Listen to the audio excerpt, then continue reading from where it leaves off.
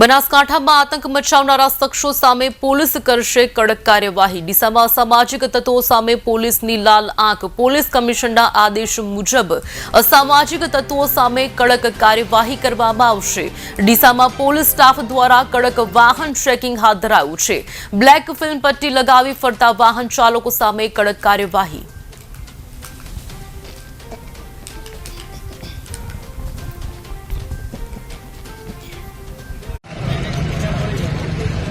माननीय आईजीपी साहेब અને एसटी साहेब પાલનપુરનાઓની ખાસ અત્યારે એક ડ્રાઈવ અને ઝુંબેશ ચાલી રહી છે, જે અનુસંધાને લોકોમાં એક કાયદોની વ્યવસ્થા બાબતેનો વિશ્વાસ જળવાઈ રહે અને પોલીસની જે કામગીરી ચાલી રહી છે એ બિલકુલ યોગ્ય રીતે ચાલી રહી છે। એ બાબતે બે મુદ્દાની લોકોને અમે અપીલ કરી રહ્યા છીએ કે અત્યારે કોઈપણ જગ્યાએ કોઈપણ સંજોગ આપને એવા લાગે તો તાત્કાલિક પોલીસને ધ્યાન દોરવું। તદુપરાંત અમદાવાદનો જે બનાવ બનેલ છે, જે અનુસંધાને આ જિલ્લાની અંદર પૂરતા પ્રમાણમાં પાસા તડીપારના પગલાઓ લેવામાં આવી રહ્યા છે।